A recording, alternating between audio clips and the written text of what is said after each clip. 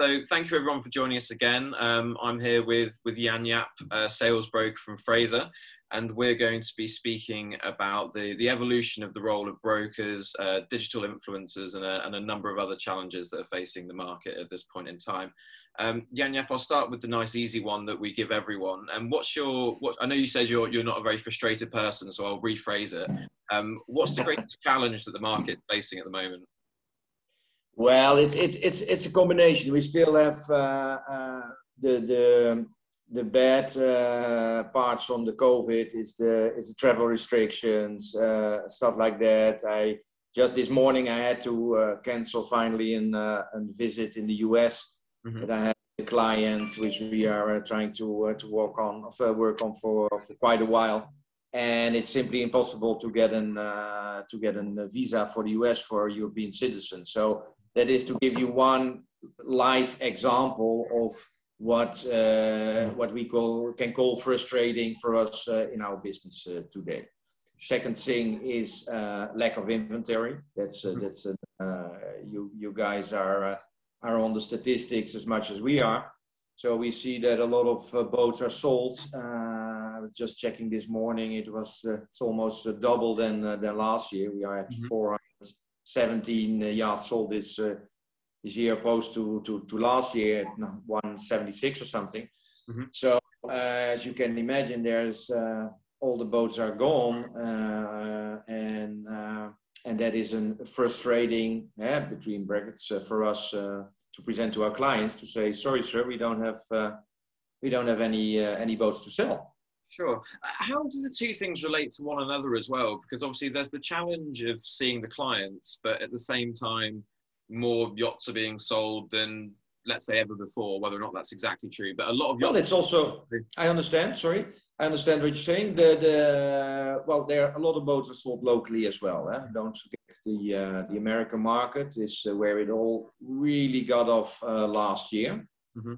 After being everybody was paralyzed for about 2 months when the whole COVID started, and we having doom scenarios, and then people thought, well, we have assets everywhere, we cannot use them, while again travel restrictions. So let's go back to boating, and then they start buying, and then it was a snowball. And so were most of the deals being done in the US domestically then? Obviously, we see the statistics, but so often we see them as a whole sort of global picture. Has it been more difficult for European brokers? Because we know well that the US clients are still so important over here, and a lot of them will choose to buy over here and visit the yachts over here. Yeah, well, it is. It's not particularly difficult for European brokers. You know, it's going back and forth. Sometimes in that part of the world, it's a little bit slower than it's a little bit here, so to speak. If you're decent brokers, we look at it in long-term project. You need to see in a 5-year average to see if it's really good or if it's really bad, because you can have one fantastic year and then followed by a very slow year. So, then you can say, oh, the trend is going down. No, it's not. You have to see it in the long term. But what we've seen, let's say, when COVID started off, yes, the Americans were in advantage because the Americans are much more impulsive buyers.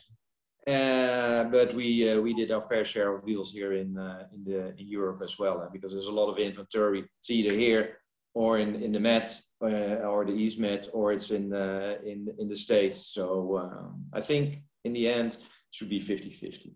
Sure. One thing we spoke about previously, and the two things kind of go together. On the one hand, it's the evolution of the super yacht broker, and the second, it's the emergence of these sort of influencer style brokers. I mean, today there's so much information available, and there's so many people posting pictures or providing a contact route for buyers. How has that affected the market, and how has it affected the way that brokers engage with clients? And is there anything that the clients should be aware of when dealing with influencer style brokers? Well, what it merely is, there are a couple of different styles of influencers. You have the business orientated ones, you have the advertising marketing orientated ones, and you have the passionate yacht spotters / photographers. You know, if you have the and everybody has everyone has a different business model. Mm-hmm. So if you look at people like Super Yacht Times, who started out as purely enthusiastic yacht spotters, and they build a business model around it with advertisements and stuff like that. Then you have the yacht, the guys with hundreds of thousands of followers. That is, of course, it has an influence as such, because we have a wider reach of mm-hmm. people looking at boats. But we see it more as an additional marketing tool, mm-hmm. rather than you see than anything else. Because in the end of the day, if you see something, a nice car on in a magazine, you're not going to call the editor of the magazine. You're going to call the guy where you can buy that car, and that's the same or similar with this. Is that we have the influencers? They put the attention to the product and the different products, and owners are looking on these sites and their Instagrams and everything like it. It's but what we've seen in statistics so far, when we track down, of course, where are our clients coming from, how do we generate the leads, etc. It's far less than you might think, mm-hmm. if you compare that with the reach they have on or count the followers. I mean, that's kind of one of the things that we've all assumed, isn't it? In this market where you're dealing with such small units, in terms of, even if it's a record-breaking year, there will only be, let's say, 250 super yachts sold. Those figures are tiny for 17. Yeah. 470. 417. Wow. Yeah. But is that 24 meters plus or 30? Yeah. Yeah. Oh, yeah. So I was looking at 30 meters plus, but either way, it's still incredibly small numbers. Yeah. And if you look at an Instagram influencer, for instance, if they have 200,000 followers, what percentage of those people are really likely to be genuine buyers, and what percentage of them are likely just to be enthusiasts or people that think yachts are cool? Yeah. No, well, that's exactly the nail on the head. It's if you look the Instagram influencers, it's for a certain product, it works fantastically. They much more successful than any marketing house can ever be. But we are not in the retail business of selling lipsticks or makeup or clothes or whatever. It's more in depth than that. Some of the you see it now with the cars. People buy them little by little via internet, because it's a standard product. And for some standard boats, from chase boats or product that you buy off the shelf, then it could be that it will influence that sales as well. But if what we have tracked down so far, and we have a very strong team on that at Fraser, the numbers are not that big, but we are taking everything serious, because our clients are looking at these Instagram accounts. Sure. Looking at it, seeing it, they see our boats, they see other people's boats, and we need to. We are always hoping that they're coming to us for some in-depth advice on that. Have there been any instances of influencers or people running Instagram pages where an owner has contacted them directly and they've come to the shipyard and wanted either commission or an introductory fee or whatever it may be? Is there, obviously the danger is, whilst they're highlighting a product, they don't have the in-depth knowledge that the brokerage market has. But I know in yachting previously there has been certain discussions about who introduced who and what that you have ongoing discussions forever. Yeah, exactly. So have you had that from influencers or whatever it is, who they think the role of the broker is simply finding a product and pointing you in the right direction? No, it's of course it's a logical step for these people, that because they see successful brokerage houses like ourselves, they think, well, that's easy money. I drop a client, get in contact with a client, I drop them on the doorsteps of a shipyard, Mm-hmm. and I get hundreds of thousands of euros of commission. Mm-hmm. Well, in real life, it's a bit different. You know, it's not about just dropping a name or knowing a guy who knows a guy who knows a guy. It's much more than that. And the clients who can afford these boats are smart enough to understand that the guy who markets the boats are not necessarily the guy with the in-depth knowledge of the boats to help them to get the best product. Of course, an introduction can be made and a lead can be generated, and I'm 100% positive that will happen more and more, which is fine for us. I mean, we dare to finally find the right product for the right guy, and if it's the leads is coming from an influencer with a big or a small reach. Why not? As long as people understand that that there are specialists in the field. You don't. Yeah. Well, if you go to a lawyer, you want someone who has an experience and been there, seen it, done it, yeah, rather than a guy who's just coming out of law school and having a big reach on, you know, that.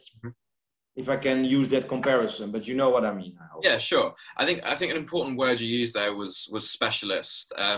As you say, the people with the financial resources to buy super yachts, you'd think that stepping into any sort of transaction, they want to find the best people with the in-depth knowledge, and I think that's sometimes where the brokers are overlooked, the knowledge bank that the brokerage community is, and how that forms the sort of engine room of the super yacht industry in terms of getting the transactions moving forward. So could you tell me a little bit more about how the role of the broker has evolved? Because we've mentioned influencers and different platforms coming in. Has that changed the way you have to approach the market and your approach to clients? Because I imagine clients now, when they come and speak to you, they already have more information than perhaps they used to have, say 20 years ago or whatever it may be. So could you tell me about how your role's changed and how you approach? Yeah. Okay. Well, the role of a broker has changed in several ways. First of all, it's the marketing tools. If we go really long way back, then at the beginning there were just a few brokerage houses around. Then we got the start of internet. Well, for the younger viewers, they really think we are a relic now, but there was a time that didn't exist. We put out faxes and stuff like that, send brochures and all that type of communication. It has changed dramatically over the years, and thank God, because it's good that people now can form an opinion, can have a lot of other information. I'm very big fan of transparency in the market. As long as it is transparency and it's not some information based on nothing, you know, on hearsay or whatever. I'm very happy with competition because it means that we need to be even more sharper than ever before. Because the end of the day, you want to have a client selling not even one boat, but several boats. And the only way you can do that is just to inform them as good as you can with the combined knowledge of a large company like ours. If I see that there's hundreds and hundreds of years of technical knowledge, of management knowledge, of charter knowledge, of sales knowledge. There's a lot of stuff I don't know as a sales broker, but I just look around or send one question on our Fraser app, for instance, and within a split second I have answers directly from the source, and that makes a big difference than before, where you need to invent the wheel every time because you didn't know who sold this boat, what is the history of this boat, etc. So that evolved big time. Mm-hmm. And in my opinion, for the better. The more information, the more factual information we can give to the client, the better he can make his decision. Sure. And let's look at the performance of the market itself now. You mentioned inventory earlier. And so my question to you, based on the strong sales performance and the lack of inventory, is how sustainable is the current brokerage market? You mentioned that when you do your research and your analysis, you use 5-year cycles, because if you have one particular good year or one bad year, that's not representative. So where is the market at the moment, do you think? Is what we have sustainable, or is it just a purple patch? Yeah. We hope it's sustainable. But frankly, I think we need to like in every hype, it slows down after a while. And me personally, I think that it is what's going on now. It's you see the shipyards, they are completely booked, fully booked, and no matter what size, no matter which shipyard, if it's Italian, Turkish, Dutch, German, no matter where you go, all the shipyards are fully booked. I heard in Italy they're selling slots just for the sake of having a slot available. Why it is difficult to say if it's sustainable, because if you are selling so much product, you need to realize that you need a lot of subcontractors. Mm-hmm. Subcontractors define as well the final quality of your product. You need to have your product control, your quality control on your product. So if I don't know which subcontract I'm going to use in a boat that I'm going to deliver in 3 or 4 years' time, how can I guarantee that the client is getting the quality that I'm selling? You know, mm-hmm. It's just a small example of the challenges the shipyard have to encounter. And talking to shipyards all the time is part of our job. But they don't take this lightly neither. They, on one hand, everybody's very happy about the huge order intake, but then it starts. Because you still and it's like with everything. It's if you send a brochure to someone, that's not a sale. It's just one part of it all, and that's also for the shipyard. Is getting an order in is one thing, and getting an unhappy client and the quality that you're selling out, that's another thing, and that's more for shipyards a challenge than for the brokerage. Brokerage challenge is, where do we get the inventory from? Is this creating a bit of a bubble at all? Obviously, with the slots filling up and demand still being high, obviously this is something that we saw sort of pre-2008. I'm not saying it's the same situation, but it might be a sort of lesser bubble. Are we seeing people start to sell builds before they've been completed? Are they selling slots? Is there any sort of competition growing in that sense? And is that a danger moving forward? Well, that's always a danger. You mentioned the pre-2008 that had a little bit, of course, of a different background and a different era we were living in. But yeah, definitely, in those days there were also people buy. There was a big demand and a small supply. Mm-hmm. So people were flipping boats, as they call it. You know, it's they're buying slots and then sell them on, and it's a risk. Well, yeah, that's something we need to see how that ends. I think price inflation we will get to that in second quarter somewhere next year. I'm afraid. I hope I'm wrong, but that's probably what's going to happen.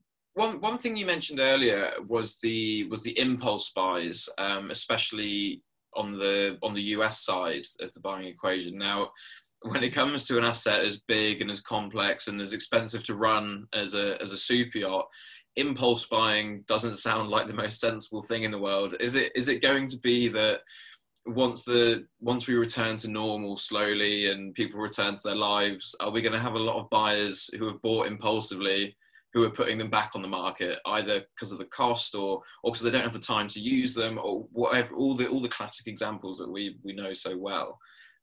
Is that I understand your question. We are we have an optimistic look at everything, of course, because we are in the pleasure yacht business, so it's purely for pleasure. So what you have just mentioned, yeah, maybe the impulse buyers, they get regret and they will sell. Why not? It's an eye opener and they love it so much and they go to the next boat. Yeah, sure. That's our mindset, you know. But I hear what you're saying. It is up to a certain size. Mm-hmm. It is an impulse. You say, let's try it out. And for some of them, it's like I said, an eye opener, and everybody loves it. Like main part, 60-70% of my business is returning business. I told the guy his first 60 footer, and we're now looking at 60-70 meters, and in between we bought and sold several boats. You know that's also possible. Huh? It's not only because it's an impulse. A yacht purchase is in a way always an impulse, because it's the ultimate indulgence, of course. What you can do, it's nice. I have a question on the repeat buyers. You mentioned sort of 60%, and that's a statistic that we hear a fair bit. Maybe people say 2/3 of sales will come from repeat buyers. Now, you just gave a very optimistic answer to my last question, where I provided a negative perspective. So I'll give you the opportunity to do it again. When we talk about the market, we talk about it being a negative thing that we don't get in enough new buyers, but also that 60% of people are willing to buy again. That looks very optimistic for the market, because people are coming in and they're staying in. So is it good or a bad thing that we're so reliant on repeat buyers? It seems like both to me. Now, it's not something on relying on. It is more you're looking in afterwards. You say, hey, this is the third time I sold this guy a boat, and we're looking at, of course, like I said before, we are tracking tracking all our sales. Why? Where did it come from? How did it happen? Is it repeat? Is it new? Is it thanks to new media? Is it boat show? We need to have a constant view on and knowledge of where do we get our clients from. Mm-hmm. And then you see in the statistics that it's 60 or 70% repeat buyers. But is it only repeat buyers, or do we get in stream from new owners as well? Mm-hmm. So it's not a matter of that we rely on it. If you do your good, of course, that's the ultimate tap on the shoulder, is that someone comes back and buy a new one or another one, or sell another one. But it's not something you rely on as a business model. You need to keep on searching for new clients, for new markets, for people who not familiar with yachting, and how can we get them excited about it. And because the money is everywhere in the world to be spent on boats. That is how strange it might seem, but that's a fact. In every continent, we have a lot of money available, and a lot of people want to spend it. So it's our task to get those people on board as well, literally. Sure. And you've mentioned this research process a couple of times now, and it's something that we completely agree with on this end. I mean, you've seen the amount of data we produce and the amount of reports we create with the idea to driving the market forward. But when it comes to clients, you mentioned sort of demographics, I'm sure age, location, wealth profile, all these things will be taken into consideration. My question to you then is either a really easy answer or a really difficult answer is, what is the most interesting and profound thing that you've discovered from this research? What has there been something you've discovered about buying pools or clients that you didn't realize? Because if we look at things like the charter market and you go, oh, where's everyone using their boats? We know that most of the use is still in the Med. There's a lot of data that proves answers that we're already aware of. But is there anything that you discovered that's either helped you in your sales or you just found particularly interesting?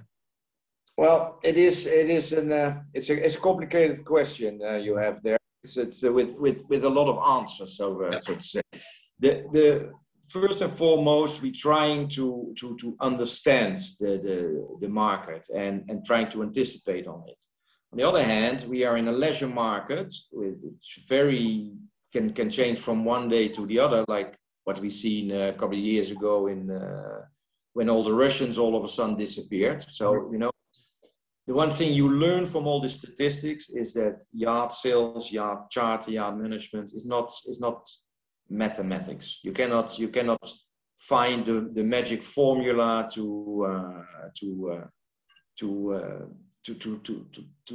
use to sell all the boats in the world, etc., etc.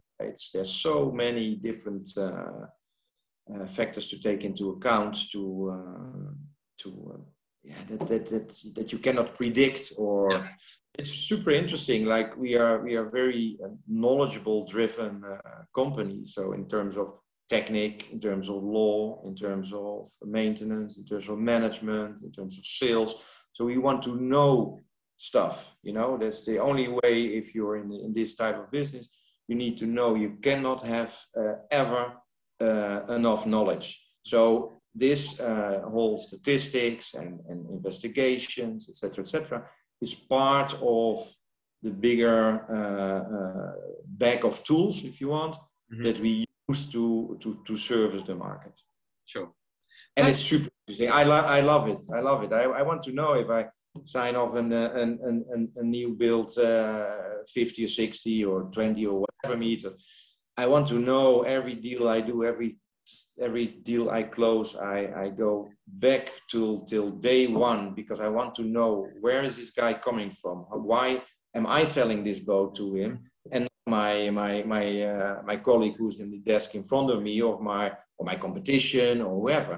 So it's important to understand, to fine tune all the time, every day, the way you work. That's the most important thing to get it done. Well, I think you just gave any sort of young aspiring broker the sort of keys to the city there. I think if they take that advice on board, they can certainly do a lot worse. Yeah, no, I think that's all we have time for, really. So I just wanted to say thank you for joining me, and thank you for answering my questions in such a detailed and profound way. Because I think if anyone takes the time to listen to this, there's actually a lot of useful information in there. So thank you very much. It's my pleasure, Rory. Well, hopefully we'll be sharing a beer in Monaco fairly soon or something. I'm sure. Perfect. All right. Cheers. Thank you very much. Bye.